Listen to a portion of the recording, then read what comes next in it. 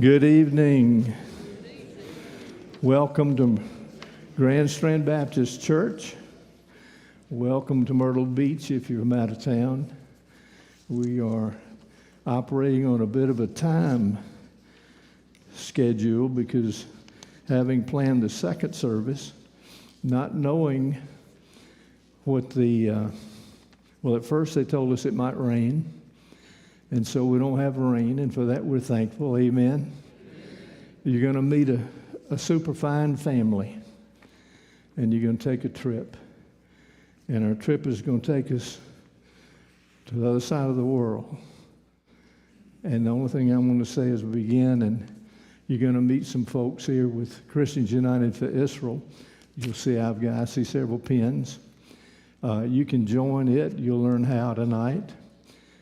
CUFI has, we advertise 10 million members, but we actually have over 13.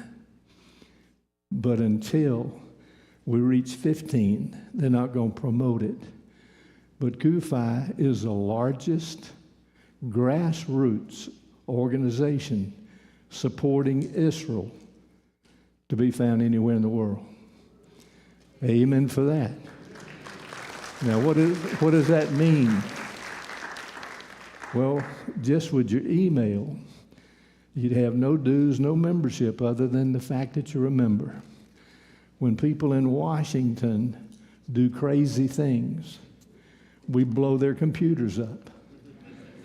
We can send them several thousand messages in almost the snap of a finger, and they come from all over the country. That's the only thing politicians really understand is when they hear from the people. But Bobby Scott, where are you? Come on up, Bobby, and lead us in prayer. And let me see. You can use that one. That'd be good. Bobby is the regional director for Christians United for Israel.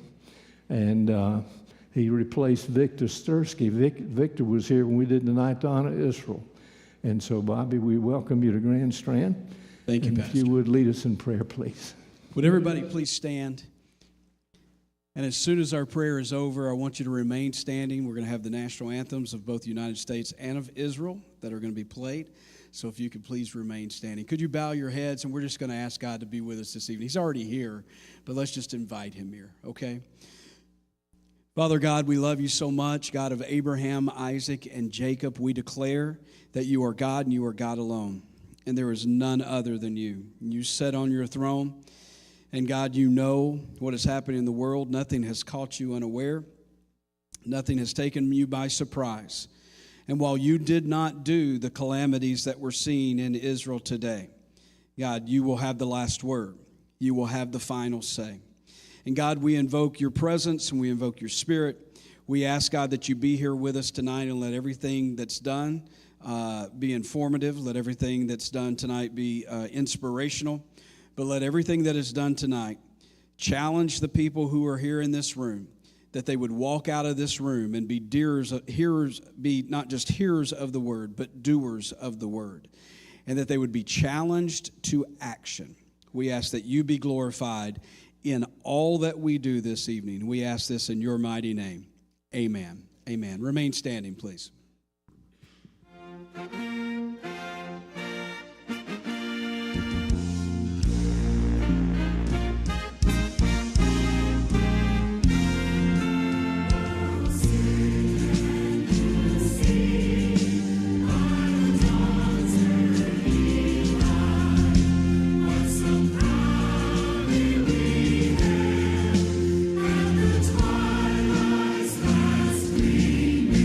Whose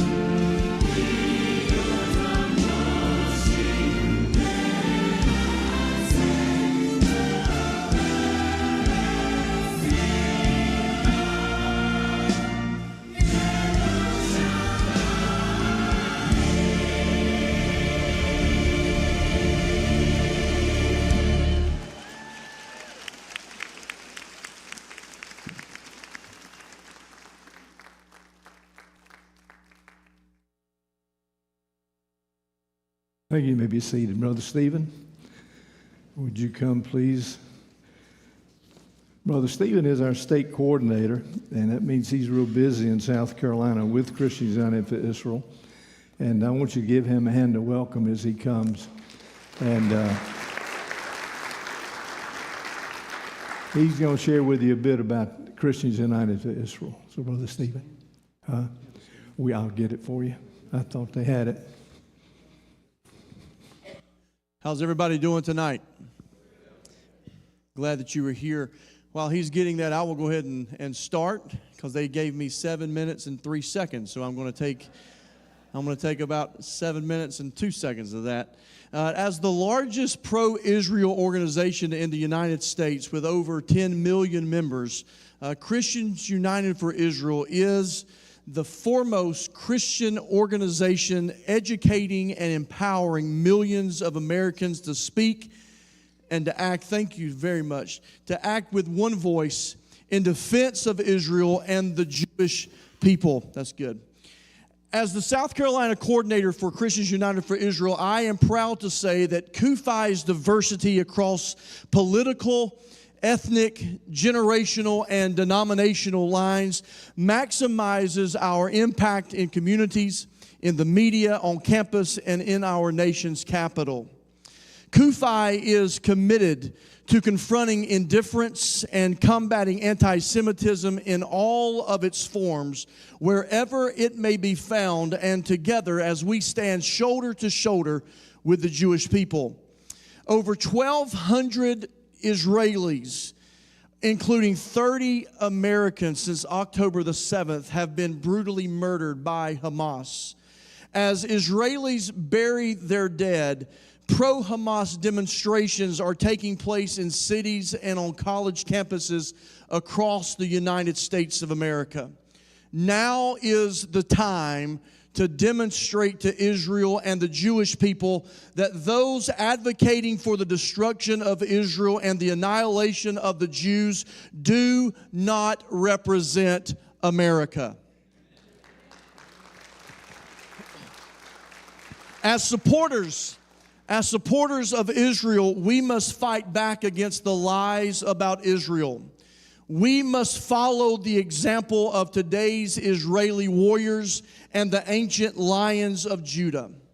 The enemies of Israel may try their best to shake us, but we shall never be moved. Israel's roots go back 3,500 years. But Israel is not only the kingdom that was, Israel is the kingdom that is, with real people living real lives and fulfilling the promises of God. And inside 7 minutes and 3 seconds, I cannot tell you everything that Israel is, but I will tell you what's most important to me, and that is that Israel is biblical. You find it in Genesis chapter 1, verse 1, that says that God, as the creator of the earth, that He is the owner of the earth and He can do whatever He wills. In Genesis 12, God chose a man by the name of Abram and said that He, God, would bless those that bless Him and curse those who come against Him.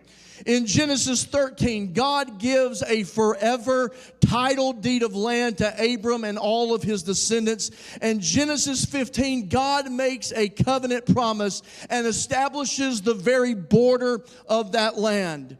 In Genesis 17, God established and said that the line of the promise would go through the seed of Isaac and that it would be an everlasting covenant. A people were given a piece of property based on the very promise and the very person of God. God in His Word speaks of His love for the Jewish people and His plan for the nation of Israel. And let me say this very declaratively. You cannot say that you love God and you love His Word and come against the Jewish people and the nation of Israel.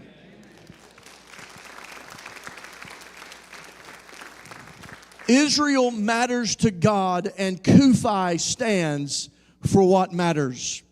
And we at CUFI, what we do is we motivate and we activate American Christians to speak out in one voice in support for Israel and the Jewish people, because Israel is biblical. We are privileged tonight to be a part of the rich heritage of God's relationship with the Jewish people, and to be part of that responsibility of that heritage. God is a God of truth in His Word, and once you know the truth, that truth demands a response, not a passion, not just a dream, not an idea, not an event, but a response. And Christians United for Israel is that response. We have work to do. And I ask you tonight to join CUFI and its over 10 million members in praying for the peace of Jerusalem and for the safety and the security of all Israeli people. I want you to take a moment and direct your attention to the screen as we look at the historical and the biblical importance of the nation and the people of Israel. From Ur of the Chaldeans, God called a man named Abraham and promised to make him a nation of people as numerous as the sand of the sea and the stars in the sky, a nation to be a light unto all nations, a beacon of hope, and the apple of God's eye. That nation is Israel. After centuries of dispersion, foreign oppression, and exile, on May 14, 1948, the nation of Israel was reborn as an independent state. That same day, the fledgling Jewish state was attacked by powerful invading armies, but miraculously, Israel prevailed. For 74 years, Israel has not only survived, but thrived in the face of incredible opposition. Time and time again, God kept His promise to Abraham and the Jewish people, and He will continue to do so forever. From one man came 12 tribes who became a nation which was reborn in a day, and now shines as a testament to the unending faithfulness of God. Israel is hope, peace, love, light. Israel lives.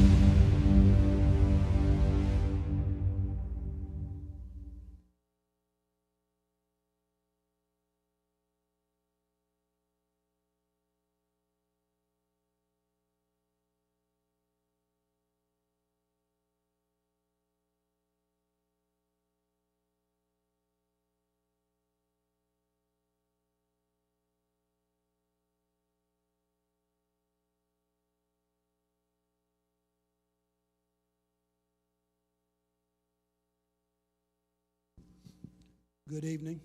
My name is Glenn Boone, and I would like to say thank you all very much for attending this event in support of Israel and the Jewish people. My wife, Sheila, and I are members of Christians United for Israel for the past 16 years. I am here to introduce Danielle Moore, who is the Vice President of Philanthropy for the Jewish Agency for Israel. We first heard Danielle speak at the CUFI Christians United for Israel Annual Summit last year. This year at the Christians United for Israel Summit, we had the pleasure of sitting with Danielle at dinner. We have stayed in contact with Danielle through email. After the attack on Israel on October 7th, Danielle reached out to Sheila and I and asked if we would like to host an event at our church to support Israel and the Jewish people, and to hear the testimony of survivors of Kfar Aza. Sheila and I immediately said yes, as did Pastor Freddie, to this opportunity to support Israel and the Jewish people. Please welcome Danielle Moore.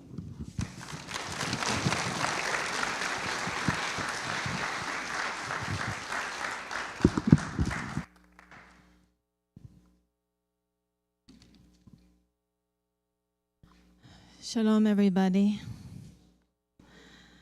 Thank you so much, Glenn, for the introduction. Thank you, Pastor Freddie, for opening your heart and opening your community and your church to us, and also to the Jewish community here at Myrtle Beach. Thank you to CUFI, to Christians United for Israel. Thank you, Stephen. Thank you, Bob. And we wish that we would be able to come here at this time to this beautiful community and that we would be speaking about, beautiful aspects of life in Israel, hope in Israel, innovation in Israel, ways that you can visit and be part of Israel's story. But we're coming to you actually at a very, very different time. In fact, the Israel that we're coming from at this time is not an Israel that any of you know. Pastor Freddie has been to Israel over 20 years. I'm sure that many of you have visited Israel over the years. But we are coming from a reality that is so different than any of us have ever experienced in our lives. And I think that if any of us could make but one wish, it would be to simply go back in time to October 6th. It wouldn't be to erase wrinkles. It wouldn't be to fill out a winning lottery ticket. It would be to simply go back to October 6th, to the last day when our lives seemed to somehow make sense, when it seemed that the promise that the state of Israel gives to its citizens and to every Jewish person around the world, the promise of never again, still held true. Because on October 7th, that promise of never again will a Jewish person, a Jewish community, be at risk, be under attack, and be defenseless, that promise was broken. And so we're coming at a time when Israel is in many ways a broken country. It's a country in mourning because we are mourning some 1,200 citizens, and the number is growing, citizens and soldiers that were murdered, most of them on one day. And one single day, more Jews were murdered than on any day since the Holocaust. And this happened in Israel, and these are civilians, and they were murdered in their homes. We are coming from an Israel that is displaced, with many of its citizens, over 200,000, that are not living in their homes, that have been removed from their communities. Some of them to protect them from the northern border, some of them from the southern border, but many of them are displaced because they have no home to go back to, because their communities have been burnt to the ground. We're coming from an Israel that is fighting. There are over 360,000 men, women, wives, husbands, sons, daughters, the best of our country, that are fighting. They were called up at a moment's notice. Many of them have not even come back home in these nearly 2 months. And there is no telling when this journey of theirs, when this sacrifice of theirs will end. And so with Israel being in mourning, displaced, and fighting, we are also seeing an Israel with amazing unity and coming together of friends and supporters from all around the world. And just looking at this room, and we are here together with our friends and partners of CUFI, and we are here with Jews and with Christians together. And we know that in Israel, there is a coming together of society in a way that we have not seen in years. And it is so needed, and it is such a blessing to us. And being here and being able to have the honor to be here together with Liora and her granddaughters, Mika and Gali, to share with you their testimony. And when I say testimony, please take note of that word, because you are not here just to hear a life story or to get to know amazing women. You are here to become witnesses. You walked in the door one way, you will walk out different than that you came in. You will walk out as witnesses. And as first-hand witnesses, you all carry a responsibility to tell the truth, a responsibility to stand by the people of Israel, a responsibility to stand by the Jewish people, and a responsibility to act, to give, to support in any way that you can. Thank you so much for being here. Thank you so much, Pastor Freddie. And I'd like to ask now Leora and Gali and Mika to share with you their stories. Hello, everybody. Shalom. As you know, my name is Leora. I'm the mother of 4. I'm the grandmother of 7 grandchildren. And we want to start our story not at the 7th of October, but on the 6th of October, when Mika came to visit my house for the holidays. Me and my mom came to visit. Me and my mom, which is her daughter, came to visit, as we do on a fairly regular basis. We just came to visit because we don't live in Kfar Aza, but my mom grew up there and we come often. So we came by for a holiday dinner and spent the night and had a lovely dinner. And on the way to Kfar Aza, they picked up my other son, On, which is her mother's brother. They picked him up from the airport as he was coming home from abroad. They picked him up and brought him to the kibbutz, and we had a great dinner at Gali's house. Right, Gali? Gali's father cooked because he's a very good cook. My other son also cooked some things, and we had a beautiful dinner. Apparently, it was our last dinner as we knew our family until that day.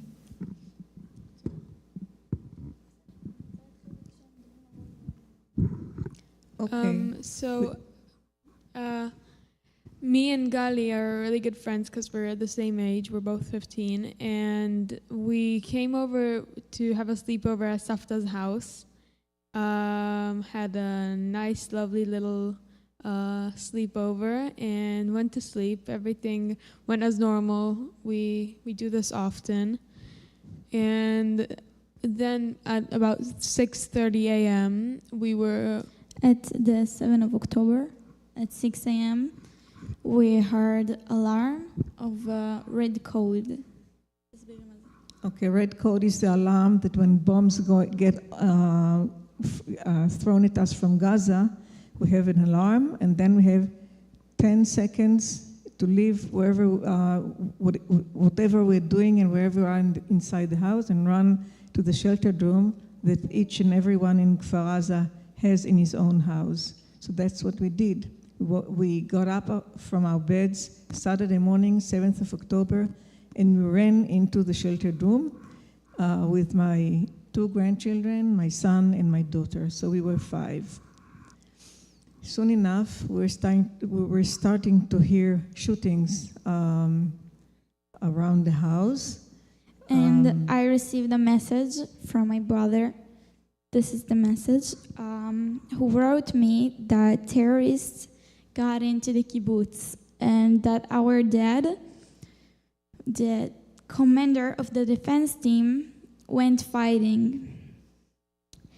And I refused to believe him. I thought he's just trying to scare me because it's not sounds like reality. Terrorists in my kibbutz, in my lovely safe place, in my home, terrorists trying to kill all of my friends and family. It doesn't sound like a reality. I thought he's just trying to scare me. And then I understood that it's actually happened. Soon enough, we were beginning to get notes on the WhatsApp group of the kibbutz that terrorists are getting into people's houses. People were starting to cry for help. We were stuck in our sheltered room, so we could do nothing about it. Soon enough, I got messages from all of my friends begging for help when there is terrorists in their houses. And I don't have the ability to do anything with that. And I felt so helpless because they're trying to help and they some of them injured and some of them just in danger, but they're trying to help, and I have nothing to do with that. Through that time, my son, Gali's father, Tal, was out there fighting the terrorists. He killed as many as he could, but then he got shot. And while being wounded, he still commanded the defense team, the civilian defense team, which he commanded all through the years. He told them there are terrorists in the kibbutz. They are dressed as IDF soldiers. And he told them, deal with the terrorists first and then come deal with the wounded people. Time went on, and by 10:11, we heard a window shattering. God, you want to tell about that? Yeah, at about, I think, 11 a.m., maybe 12, we started hearing all the bombing and shooting getting closer and closer slowly. And then at some point we heard loud Arabic shouting. And next thing we heard was really loud, really close glass shattering. And we realized that that was the door of the house. That was the glass door of the house. And that's how we knew they got in the house. They got in the house, and suddenly it's not friends calling for help and you don't know what's happened. It's you are the one in danger, and you don't have nothing to do because we have no weapon and no army in the kibbutz, right? Mm-hmm. And they have terrorists that all separate between our and the terrorist is one door that you can't lock. Yeah. I need to tell you that the doors in the sheltered room cannot be locked. The handle can only be held through the time to avoid people to open it from the outside. It is meant to make it able to rescue people who are wounded by gunshots or by bombs, but it's not meant to be rescued by, it's not meant to be opened by the people from outside who want to kill you. So here we were from Saturday morning. My son and my daughter, Hadass and Ron, were holding the door for 35 hours from Saturday morning until we got rescued. 35 hours later, they were holding the door hour by hour.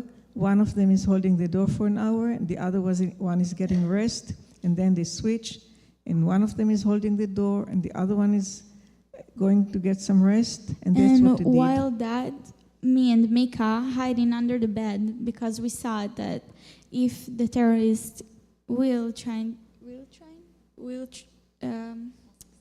succeed open the door of the safe room, maybe the terrorists won't thinking about looking under the bed, and me and Mika will be safe. So there were terrorists in the house trying to open the door while my son and my daughter are holding it against them.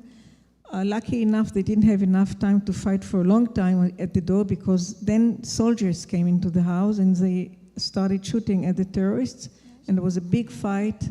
We heard RPGs, I heard hand grenades, I heard rifles, I heard a hell around and inside and outside my house while we're hiding in the sheltered room. It took about an hour and a half of fighting until the terrorists, these certain terrorists were killed, but a lot of soldiers were wounded in that battle. And soon enough, they brought all the wounded soldiers inside the house and started to treat them. The house became a field hospital, and there was bloodshed all over the house. Wounded soldiers were lying on the floor, on the sofa, on the dining room table, on the beds inside the house. You can see that on the left. Yeah, on the left you can still see the blood of, I don't know, but We were locked in the sheltered room, but at some point we just had to go out to the bathroom because it was already 1 o'clock Saturday at noon, and we hadn't been to the bathroom since Friday evening after dinner before we went to bed. Okay, so we asked the soldiers to just let us out for a second to the bathroom, and that's why all 5 of us saw what was going on in the house, and what we saw, no child at the age of 15 should see ever in his life. Needless to say, no young man of 18 should Pictures be in that that we'll condition. never forget. Sorry? Pictures that we're never gonna forget. Right. Okay. Two of the soldiers got into the safe room, got in, and me and Mika still was under the bed. So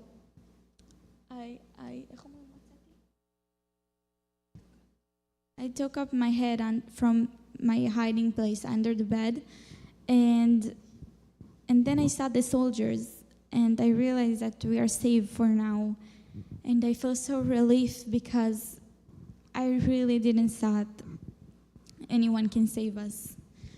And then I got out from the under the bed, and I understood that hiding didn't help.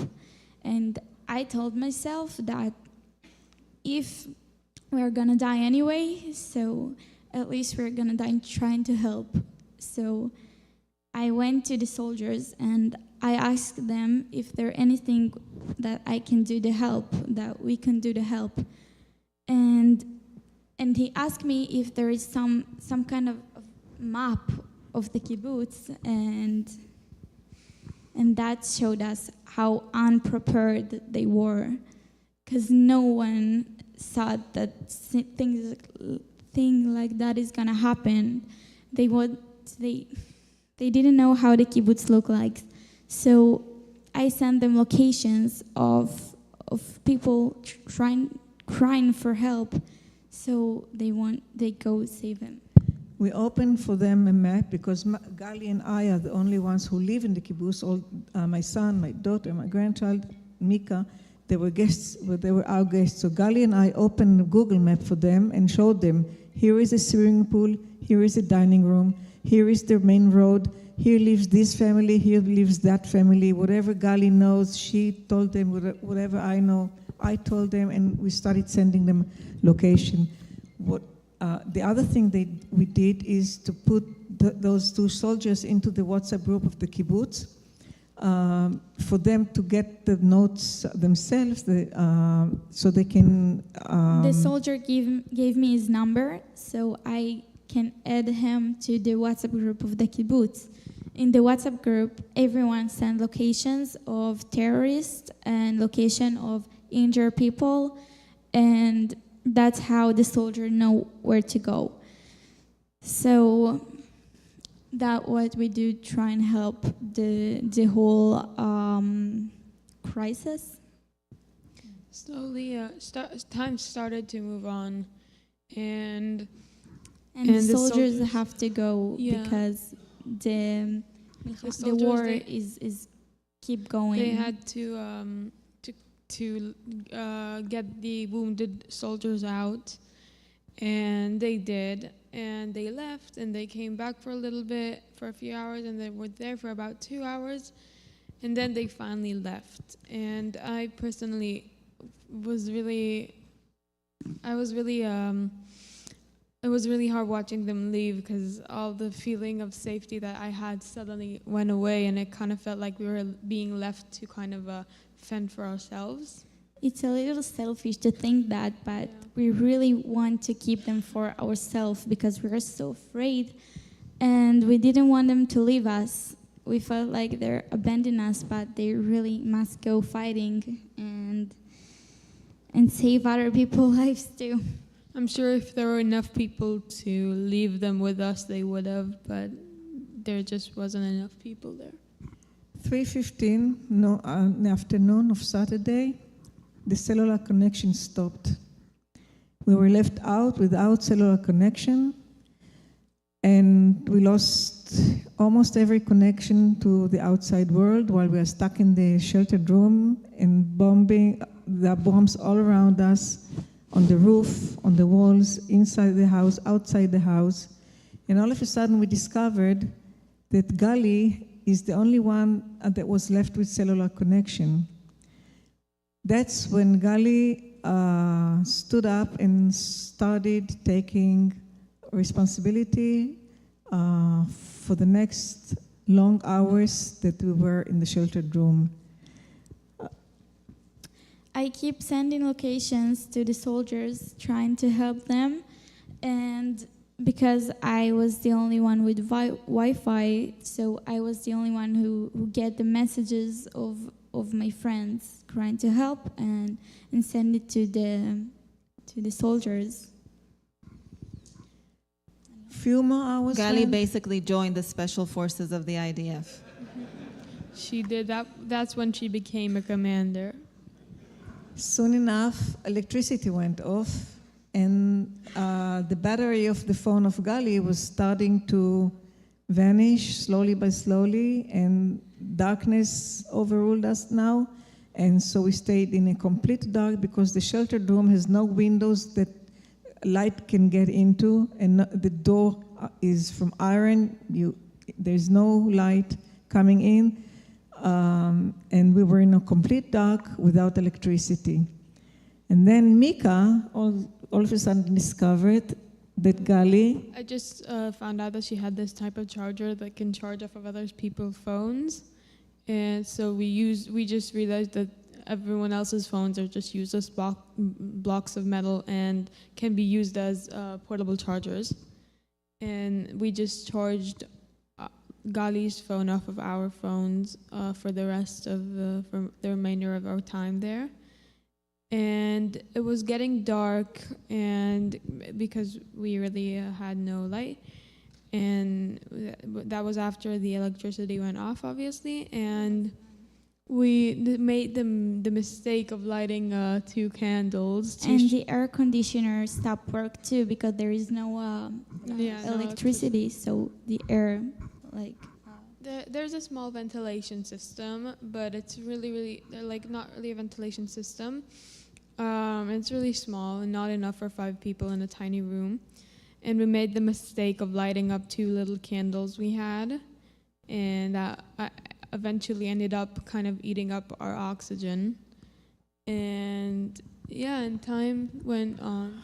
12 o'clock at night, between Saturday night and Sunday, soldiers came in again into the house, shooting their way in and telling us that they're coming to clear the house to make sure that there are no terrorists inside the house. They're not going to take us out of there. They're not going to evacuate us. They're just going to make sure that there are no terrorists inside the house. And soon enough, there will be another group of soldiers that will evacuate us from the house. That's what they told us. So we felt relieved for a few moments, but that never happened. Nobody came, just nobody came. We stayed there for another time, and in an hour or so, I heard heavy vehicles of the army evacuating those of my neighbors who still were alive, because many of them were already murdered by terrorists all around the neighborhood. But the few that were left alive were evacuated by a group of soldiers at 1 o'clock at night. I could hear them moving and talking Hebrew, telling people to get into the vehicle and take them away from there. And they just didn't evacuate us then. In that moment, we also didn't know what happened with my family, because I wasn't in my house. I was in Safta's house. So my mom and my youngest brothers and my dad, I didn't know if they're still alive, if they're okay, if they have water, and if they were, I don't know, kidnapped, because a lot of my friends was kidnapped. And I was so worried about them, because I truly thought that my mom and my youngest brother won't survive it. That was only because I realized how bad the situation in the kibbutz is, but they're okay. There were literally hundreds of terrorists in the kibbutz. When they speak about the number of soldiers,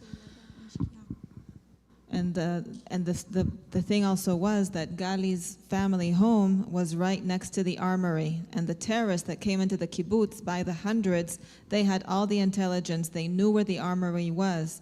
And so when Gali's father went to open the armory, the terrorists were already in that area, and that was a prime area throughout the attack that they kept their fighting from, their murdering from. So it was very near to Gali's home. So at that point, it was.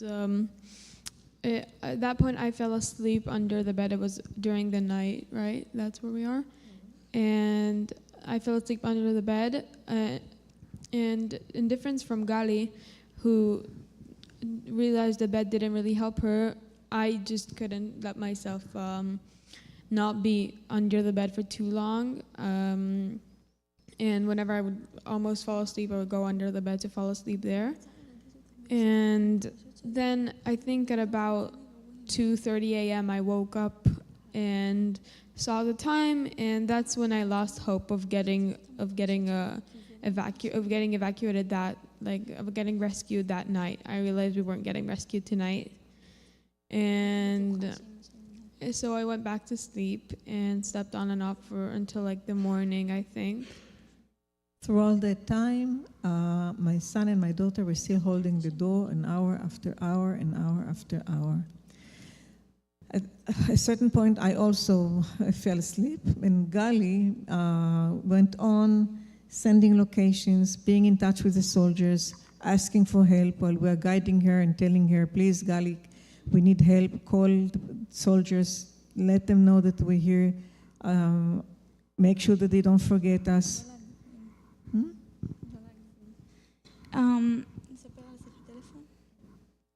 I got a phone call from the Air Force. I don't know how they got my number, but they had You it. joined the special forces, remember? I got a call from the airport, Air Force, and they told me that the army is fighting, like badly fighting, outside of grandma's house. And we heard that, we knew that, but we just had like the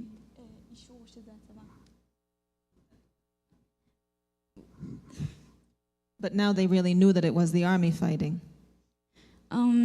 So they told me they have a location of our house, and they asked how bad is our situation and if we really need a rescue. And I looked at the room, and I look at each one of us, and we are not wounded, we are not injured, and we had water. One bottle of water is already over, but there is people who wouldn't drink or eat since Friday dinner. And that's crazy situation, and I want you to know how bad it is not eating.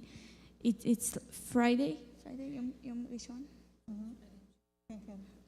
Friday dinner, and now it's Sunday morning, and they didn't eat, drink, pee, see light for so many hours. With all they hearing is gunshots. So I looked at the room and I said that we are okay. And I told them, we are okay, don't save us. There is people who's injured, who got shot. My friends, my family's friends, my dad. So I told them to like basically go save someone else. Brave, she's so brave, really. Time went on, and again, terrorists in the house trying to open the door. My son and my daughter both are holding the door with all the strength that they could hold the door. And these terrorists were trying to open it from the outside, but again, they didn't have enough time to do that because soldiers from the IDF already started locating them and fighting them and shooting them, so they had to leave the door. And again, luckily, they didn't open the door. They did shoot at the door, but the bullet didn't go through. At about at about I would say 1. Sorry, I would say at about 1 p.m. maybe. It was Sunday, when the terrorists went in again. I went under the bed again, and Gali was still commanding, and we were so and we were so, specifically me, I was really dehydrated and stuff, so at that point I passed out under the bed, and I think they were able to wake me up when we got rescued. But time went on, and about, I would say, half an hour after the terrorists. At about 3:30 in the afternoon, again, a lot of shooting. And the terrorists came back to our house, and they fighting with us on the door. That moment, I have to admit it, I came back from my hiding place under the bed because I truly thought they were gonna open it. They are strong, and they shot on the door. So I get back to my hiding place, and I really, really thought it was the end. So I wrote a letter. I had no battery, so I couldn't call anyone. I have 1%, and I used it to write a goodbye letter. I told my mom I love her, and my youngest brother that life must go on, and I truly said goodbye because I thought it is a goodbye. Back to 3:30 Sunday afternoon, soldiers came in again in the house, told us they're going to open the door slowly. They told us they're pointing weapons against us, but don't worry, we're not going to shoot you. That's what they told us. We asked them for a password because we were afraid that there were terrorists hiding as soldiers. They gave us a password, and so we let them slowly open the door. And they asked us, how many are we? And we told them we're 5 people in the house. So they asked us, are you sure there are not any other civilians in the house? We told them no. So they closed the door again and told us not to open to anybody. And they went and did whatever they did in the house. And after a moment, they came back to the door and asked us again, how many are you? And we said, we're 5. Are you sure there are not any other civilians in the house? They asked. And we said, no, as far as we know, we are 5 people in the house. That went on for a couple of more times. And the last time they opened the door, they told us that there are terrorists hiding inside the house in the next room. And but they're going to rescue us and let us out of the house, evacuate us. But we have to do exactly what they tell us to do. They managed to form a wall of soldiers between the door of the sheltered room to the backyard of my house. There were 10 or 12 soldiers making a wall facing us. Behind them, there were soldiers shooting inside the house to make sure that the terrorists are not opening fire and shooting us, and the soldiers that were protecting us. And one by one, they told us to run, almost crawl outside the house. And that's what we did. We had nothing on us. And they had a wall of soldiers that actually save us with their body, save us by the risk of them getting hurt, just so we be safe. that's how the Israelis army is brave. I feel like that really represents how it is. And yeah, so we went out one by one. That's when they were able to wake me up. Yeah, we were all super, super dizzy and super, super dehydrated, and we've been rotting in this place for 35 hours. But I think at that moment, I can't speak for all of us, but I'm sure they can get what I say when what I mean when I say that I felt so. The feeling of relief that I've never felt before. It's this feeling as if like I've been cured from all the from everything, and it really was a great feeling. And we were evacuated out to a neighbor's house, her neighbor's house, which they were using as like a commanding room. In the neighbor house, there were more soldiers who asked us again for locations of the last people in the kibbutz and of injured people, and that was this one location. It's called Dor Tzair, which was a disaster fight, and there is no house Left standing. This is the area where the young adults, the young couples of the kibbutz used to live. Most of them is kidnapped, and I keep telling the soldiers that this is the area who needs the most help, and they looked at each other and they tell me, we know, but we have nothing to do with that because we're trying to save them, but we actually can't. But we will succeed. Just it's gonna take a time and power.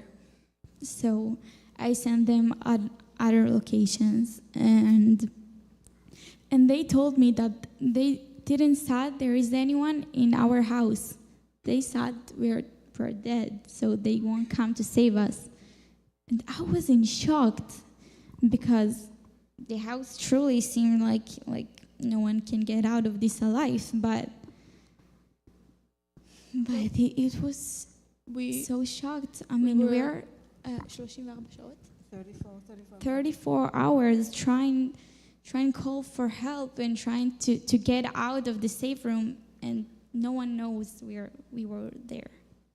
We were in communication with so many units. It was crazy that they didn't know.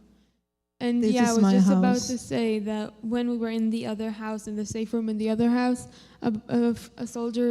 Later, I found out that my mom rescued a couple of hours before us, like 1 hour before us, and she was at the place that everyone was Ratu. And she told my brother to check on me, to check that I'm fine. She told him, let's check if Gal is okay. And one of the soldiers heard her, and he was like, which Gali? And she told him, my daughter.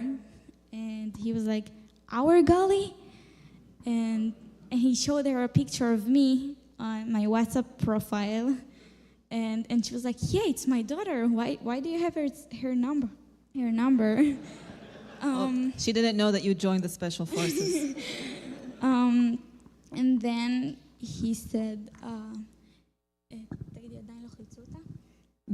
She hasn't been rescued yet. They were he was shocked. in shock, and then he said, give me a minute, and he brought his commander and a map. So my mom She circled the location on the map. and they said, okay, we are on it.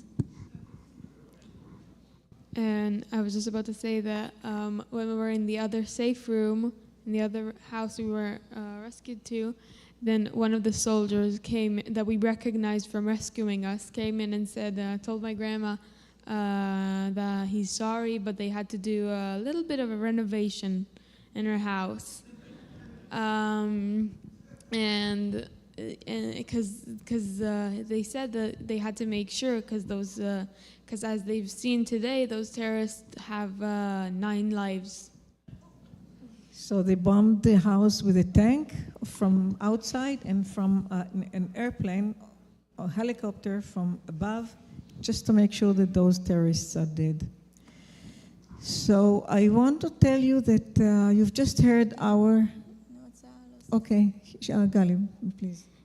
I want to tell you that we are standing here with you and tell you the story, but a lot of our friends kidnapped, and right now they're in Gaza with no food, with no clothes, with no water, injured probably, and we have the ability to stand here and talk to you, but they're not.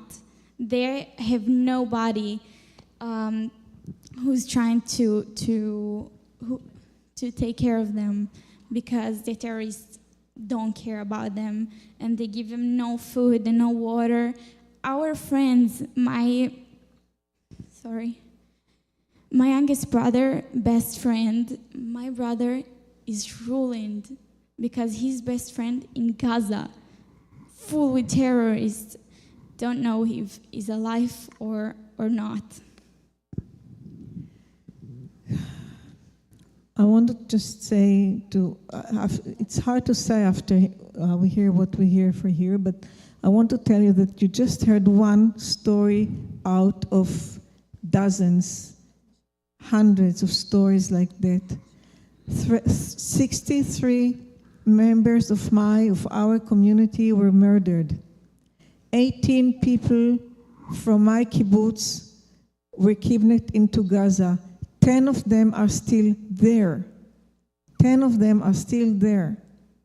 Young people, old people, men, women are still there. And all we can do is hope that they're still alive and that they will come back to us as soon as it's possible, because truly we are not prepared to more funerals.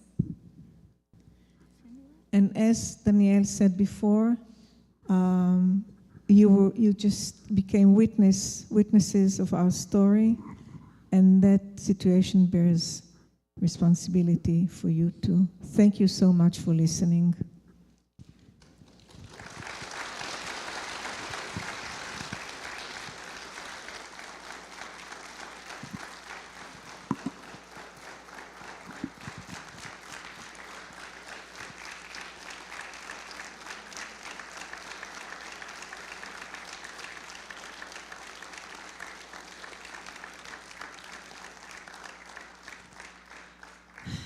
Thank you. Thank you to you. Thank you, Liora and Mika and Gali, for your courage, for crossing the Atlantic. You can be seated. Thank you so much. For your courage in not only surviving that day and not only doing everything you could to save others that day, but for continuing to be there for one another, for your family, for your community. And just like you said, Gali, when we look at what's the reality right now in Israel, we know that we need to support in every way families like Liora's family and families that are still waiting for their loved ones to be returned from captivity. And you know, I serve at the Jewish Agency for Israel, and we have such a long history of serving the Jewish people. It was our organization that founded the State of Israel back in 1948. Golda Meir and David Ben-Gurion were leaders of our organization. Many of these communities in the Negev that were now decimated are communities that were actually established by the Jewish Agency, even back in 1946, when there was an attempt to define that the new borders of the State of Israel would include the Negev. And in 21 years, the Jewish Agency has also operated a fund for victims of terror. In 21 years, what that fund has done is come to the victims of terror on the worst day of their lives, typically just within 48 hours of the attack, giving them immediate urgent assistance, telling them that they are not alone, and promising that we will be by their side for the next 3 years at least to come, with further financial assistance, with advocacy, with mentoring, with summer camps for the children, and with further grants and support. In 21 years, that fund has assisted 9,000 individuals, because that was the total number of victims of terror that the State of Israel had in 21 years. And now, in just the span of a day, we realize that if you look at the families that lost their loved ones, that were murdered and taken from them, those that were wounded, the families of the hostages, we're looking at some 10,000 individuals and family members that need our support at this time. And so we moved into immediate action. And when I say immediate action, on that Shabbat, already by 10 o'clock in the morning, we convened our emergency table. We opened our war room. We sent our staff down to the south under fire to protect new immigrants in our care, to protect elderly and Holocaust survivors in our care, and to activate the fund. And the fund has already assisted directly over 6,000 individuals, is in the process of giving out additional humanitarian grants. We are supporting small businesses that cannot function at this time. And we, just as we have been here since 1929, we will continue to be here to support these families, to support these communities in every way, from the physical rebuilding.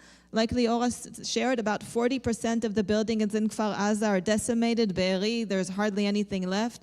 We will be there to help to rebuild physically the communities and to help and rebuild the community from within. Because the promise that was broken has to be restored. And that is a promise that we can all restore together. And you, everyone here today, can be part of supporting Liora's family, of supporting Tamar's family, of supporting Yovel's family, of supporting Guy's family, of supporting all who need assistance at this time. And when we want to think about what can give us some sense of hope, is I found a little shred of hope in Be'eri a few weeks ago, in that place that really is hell on earth. Walking into Be'eri is like walking through the gates of hell. I met a young soldier who showed me a fragment of a burnt Bible that he found there on the ground in Be'eri. And anyone Jewish here knows that this is part of a daily prayer. And these words, he told me that as he was clearing Be'eri from bodies, all the wreckage, he was holding onto that piece of paper in his pocket and reading again and again those sentences. Adonai oz la'amo yiten, Adonai yavarech et amo b'shalom. God will give courage to his people. God will bless his people with peace. And you, all of you here today, you can be part of blessing our people with peace. We ask that you do all you can as witnesses to carry the story, to advocate, to rally, to march, to protect, to write to your congressmen, and to support the people of Israel. And you can do that by supporting the Fund for Victims of Terror of the Jewish Agency. I promise that 100% of your gifts will go directly to help the people that most need the support now and in the months and in the years to come. Thank you so much to you. Thank you to Gali, Liora, and Mika. Thank you, Pastor Freddie. Thank you, CUFI. You are amazing partners. You've always been there with us. Thank you for being here today, and thank you for being with us always. Thank you.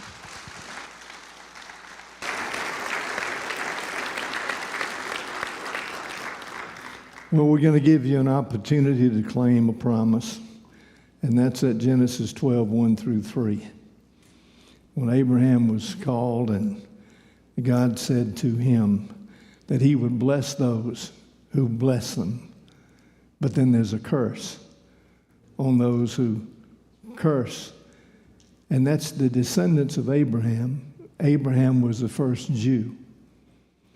So on occasion, it's exciting to look for a Jew that you can bless because God put a promise in his book that he would bless you if you bless them. So ushers, if you'll come, we're going to receive an offering. And while they're coming, here at the church, you always pray over what you give.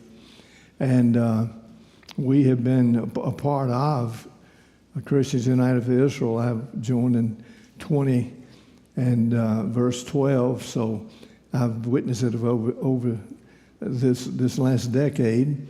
In this offering, we have represented CUFI, but they're wanting your donation to go to the Jewish agency. And when we receive the offering tonight, it'll be counted. It'll be verified. And 100% of what you give tonight is going to go to the Jewish agency to help these families that you have witnessed tonight, their testimony. And so I wanted you to have that confidence. We will not retain a penny. All the expenses that the church incurs, CUFI even told us they'd reimburse it. But in the past, we've been able to take care of all of our expenses when we do Nights to Honor Israel or other occasions, because we know the need, and we are excited that we can have a part. Kent, if you'll come, I got my offering ready. So I'll be the first, and as we give our offerings, we're just praying, Lord, bless this offering and use it for your glory, meeting needs and blessing these families. In Christ's name, amen. So we'll receive the offering at this time.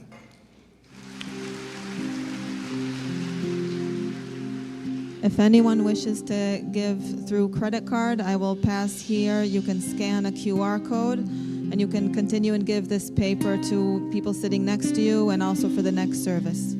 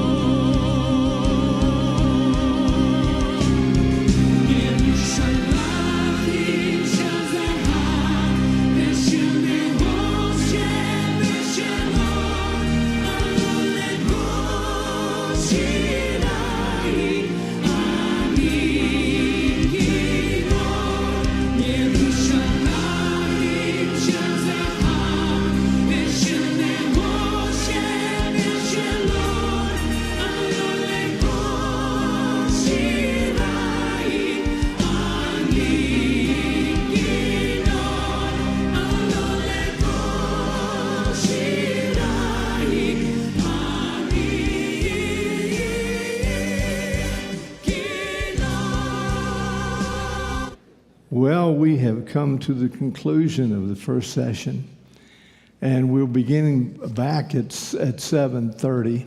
That's to give time for transition, and we did not reserve seating. We did ask for SVPs, and we had a pretty good idea of the 6 o'clock because people fight traffic on 501 to get here at 6 in the afternoon.